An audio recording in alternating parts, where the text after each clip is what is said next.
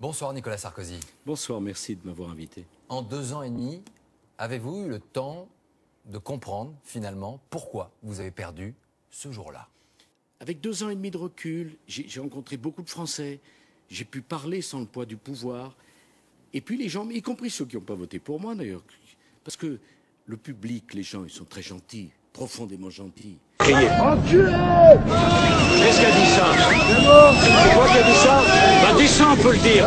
Dis ça, on peut. Bah si tu penses, je mets un coup de boule, donc vaut mieux pas. Si tu crois que sur l'insultant, tu vas régler le problème des pêcheurs, eh ben permets-moi de te dire, Et parfois, je me suis rendu compte, avec le recul, que sans le vouloir, j'avais pu blesser des gens, en prenant pas la bonne expression. Vous avez assez de cette bande de racailles. On va vous en débarrasser. Des phrases que vous auriez prononcées à l'encontre de Français, parfois trop Non, directes. je suis pas. En général, je suis courtois et plutôt bien élevé. Enfin, en tout cas, je l'espère. Ah non, pourquoi pas? Alors, tu me salis. Casse-toi, alors. Vous relatez une conversation que vous avez avec Nicolas Sarkozy. Sale connard, je vais te casser la gueule, moi, sale connard. C'est ce que... Pardon? Ta gueule quand je te parle. Ça, c'est lui qui vous dit ça. Ta gueule quand je parle. C'est lui qui vous dit ça au téléphone. C'est incroyable. En gros, vous avez je vais dit... te montrer, moi, tu t'appelles pas Azou Sarkozy, sale connard. Ça fait 2 ans et demi que je regarde notre pays de l'extérieur, forcément. Je circule beaucoup en France, je voyage beaucoup à l'étranger. Pas d'hésitation, Nicolas Sarkozy a écourté ses vacances pour participer à une conférence à Brazzaville au Congo contre la modique somme de 100 000 €. Rien de scandaleux selon ses proches. Le drame de l'Afrique, c'est que l'homme africain n'est pas assez entré dans l'histoire. Il y a une différence entre se considérer comme un sauveur que je ne suis pas et que je n'ai jamais prétendu être. Je n'ai pas de prétention ridicule. Est-ce qu'il vous arrive à ce moment-là de penser à l'élection présidentielle? Pas simplement quand je me rase. Non seulement j'ai envie, mais j'ai pas le choix. Je dois apporter, je dois rendre à mon pays une partie de tout ce qu'il m'a donné. Non mais c'est bon, garde, c'est cadeau, ça nous fait plaisir, c'est bon, ça va, on a bouffé. Il y a les militants et puis il y a les Français qui s'interrogent sur l'un des poisons de la politique, ce sont les affaires. Vous avez eu l'occasion de revenir il y a quelque temps sur ces différentes questions, mais est-ce que vous pensez que dans ce nouveau processus qui est le vôtre, ce nouveau calendrier, ces affaires qui sont différents dossiers, qui sont aujourd'hui ouverts, une mise en examen, est-ce que ça pourrait stopper vos nouvelles ambitions? Oui ou non? J'ai appris le nom de Big Malion longtemps après la campagne présidentielle. Vous ne connaissiez pas cette société? Non, vous ne saviez pas ce qu'elle faisait, quelle activité elle avait autour du parti? J'étais accessoirement président de la République et candidat. Je vous demande de croire que ce n'est pas moi qui m'occupais de ça. La direction générale de l'UMP tient à rappeler à tous ses adhérents que rien ne prouve les implications de Nicolas Sarkozy dans les affaires Big Malion Sarkozy, Tapi Sarkozy, Karachi Sarkozy, Guéant Sarkozy, Buisson Sarkozy, Kadhafi Sarkozy et Bettencourt Sarkozy. Merci de votre confiance. Apparemment, avec beaucoup de choses, je reviens juste sur Patrick Buisson, il vous avait enregistré. Cet homme qui était l'un de vos conseillers, il enregistrait vos conversations. Ça vous inquiète aujourd'hui de savoir que cet homme a enregistré vos conversations? Est-ce que quand vous avez appris ça, et puis surtout pour maintenant, pourquoi ces conversations ne seraient pas diffusées? C'est quand même les conversations privées d'un président de la République. Cet homme a ça entre ses mains aujourd'hui? Vous savez, dans ma vie, j'en ai connu des trahisons, à tous les plans. Mais comme celle-là, rarement.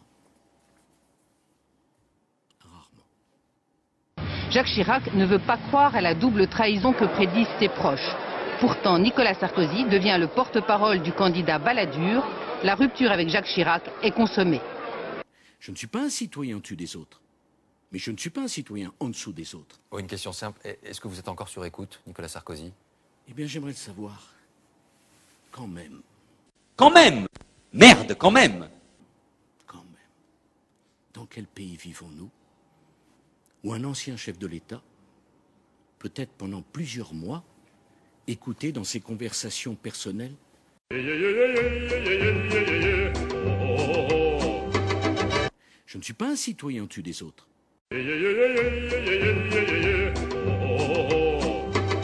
Nicolas Sarkozy, est-ce que vous pensez que François Hollande pourra aller au terme de son mandat? C'est une question qui peut apparaître dans la tête des Français aujourd'hui. Que pensez-vous de cette question? Aujourd'hui, la croissance mondiale est revenue à près de 4%. L'Allemagne est prospère. L'Europe n'est pas en crise. Ouais. Faut commenter ça? Mais je veux que les Français comprennent ma démarche. Je suis pas venu pour expliquer que je serai candidat à la présidence. Bah t'es là pourquoi? Ça fait 3 quarts d'heure que je mette la vidéo, moi j'ai pas fait ça pour rien, attends, il est gentil l'autre. Vous savez, quand on perd, c'est normal, on a moins de recettes parce qu'on a moins d'électeurs.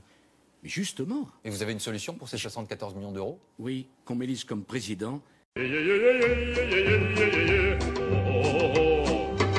Ma démarche. Je suis pas venu pour expliquer que je serai candidat à la présidence. Je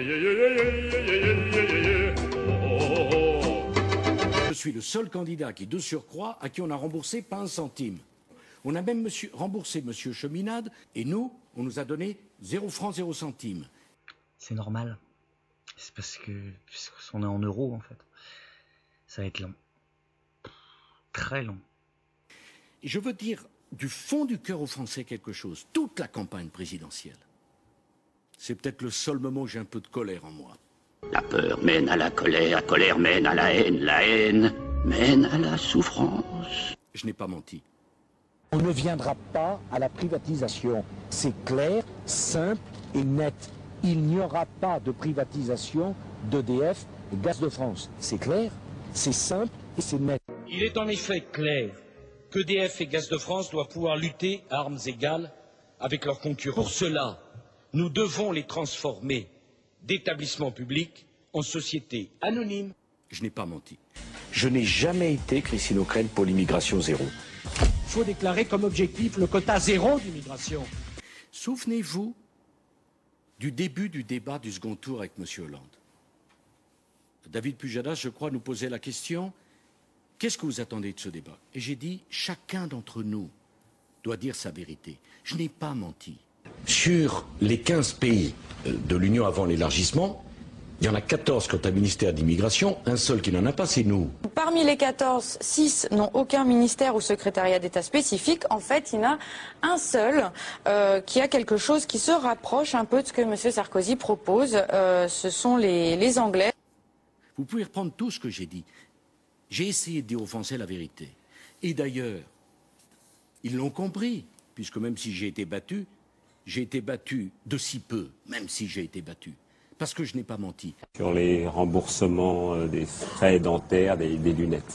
Allez-y. Bon, les remboursements pour les lunettes et les prothèses. Les Français ont un remboursement qui ne doit pas être supérieur à 30%. J'ai proposé qu'on porte les remboursements jusqu'à 50%. Le gouvernement souhaite confier aux mutuelles la totalité des remboursements des frais d'optique. Lunettes et lentilles ne seraient plus remboursées. N'ayant pas menti. La guerre en Afghanistan divise la classe politique. À l'Assemblée nationale, François Fillon annonce un renfort de quelques centaines de soldats français. La gauche parle d'alignement sur les États-Unis. Souvenez-vous, pendant la campagne présidentielle, ce que disait le candidat Nicolas Sarkozy. Est-ce que vous pensez que les troupes françaises ont toujours leur place en Afghanistan ou il faut à terme envisager un départ? Les troupes françaises à cet endroit du monde ne me semblent pas décisives. Et la question que se posent les gens, même ceux qui sont en accord avec moi, au fond, qu'est-ce qui va nous donner la garantie que vous tiendrez ce que vous dites? Je crois qu'il est venu le temps de réintroduire très régulièrement dans le fonctionnement de nos institutions le référendum. Le référendum, c'est la clé.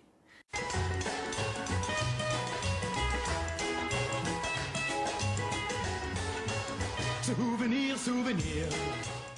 Samedi 28 mai, vous allez voter par référendum sur la Constitution européenne. Appelez le 0810 2005 25 pour poser vos questions et recevoir le texte. Ou rendez-vous sur constitution-européenne.fr. 0810 2005 25.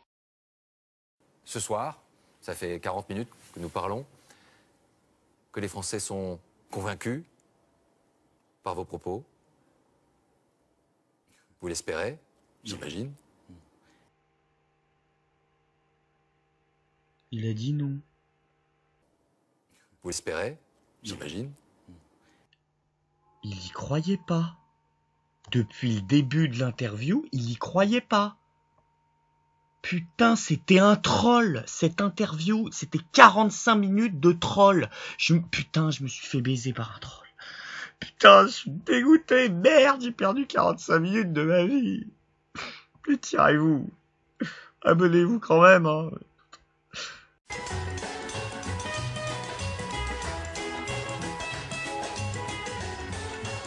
Souvenir, souvenir.